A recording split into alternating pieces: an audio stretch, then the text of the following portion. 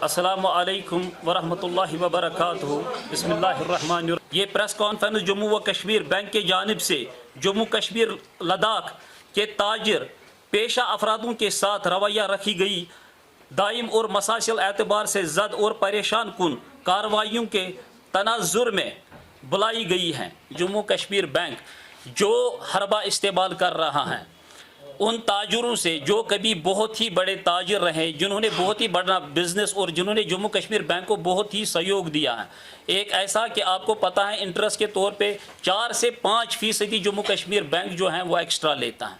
वो इस वजह से कि हालातों को मद्देनज़र रखते हुए वो जम्मू कश्मीर बैंक इसलिए 4 से 5% जो है वो ज़्यादा ले रहा था।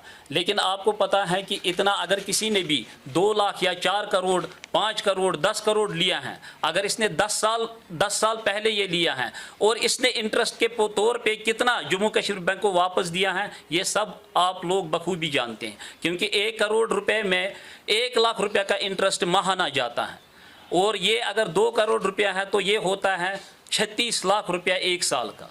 तो अगर इसको काउंट किया जाए तो आप देख लीजिए इन बैंकों ने कितना पैसा यहाँ से वापस ले लिया। कि 95 साल जो माँ है उसको घर से बेदखल कैसे लिया गया, फेंका गया और उसको घसीट के आपने उसकी आवाज़ में ये सुना। ये हम नहीं बोल रहे हैं, लेकिन हम उस वक्त वहाँ गया, उसको सीना दिया, उसको कमरा दिया, उसके लिए जो भी कुछ बनता था वो हमने कर दिया।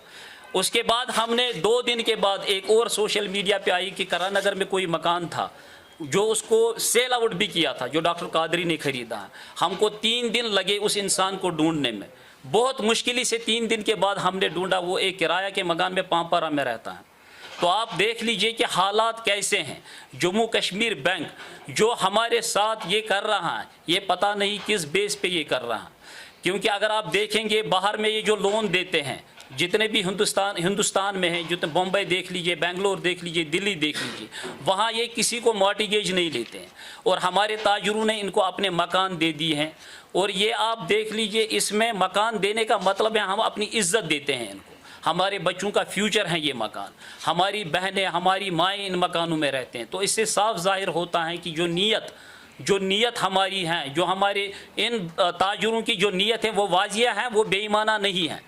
लेकिन उसके बावजूद भी बैंक जो है बड़े जालिमाना हरकत कर रहा है।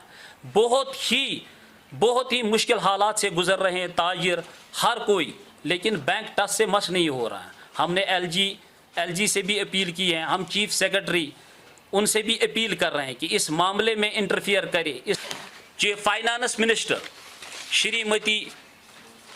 श्रीमती निर्मला जी ने जो 24 तारीख को ग्राउंड बेसिस पे पार्लियामेंट में कहा कि बैंक को इन लोन जिन्होंने लिया है उनको किस तरह से आपने डील करना है, किस तरह उनसे रियायत देनी है। लेकिन उसके 2 दिन बाद हमारे जम्मू कश्मीर बैंक द्वारा ये बछवारा में जो डलगेट में हुआ किस तरह कार्रवाई गई सिर्फ 2 दिन के बाद। यानी ये टोटली वायलेशन है, वायलेशन ऑफ कोर्ट।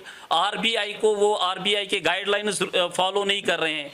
एसओपी इनके बराबर एसओपी आप देख लीजिए वो फॉलो नहीं कर रहे हैं। तो ये एक तरह का वो बन गया कि जो इनकी मनमानी हो रही है, जो इनकी मर्जी हो रही है वो ये कर रहे हैं।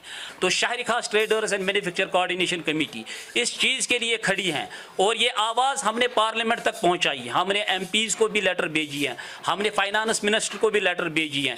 हम हर हद तक जा रहे हैं ताकि इसका एक निचोड़ निकले, ताकि एक फैसला कौन जो है इसमें फैसला किया जाए और इसमें राहत दी जाए।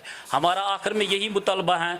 हम गवर्नमेंट से भी एलजी साहब से ये अपील करते हैं, ये रिक्वेस्ट करते हैं और हम चीफ सेक्रेटरी से भी अपील और गुजारिश करते हैं कि वो इस मामले में मुदाखलत करे और इसमें इंटरफियर करने के बाद एक कमेटी बिठाई जाए जिसमें इसका फैसला, जिसमें इस पे गौर किया जाए एक ह्यूमैनिटी ग्राउंड बेसिस पे, इंसानियत के तौर पे, इंसानियत को मद्देनज़र रखते हुए इस पे एक अहम फैसला होना चाहिए और इसमें रियायत देना चाहिए।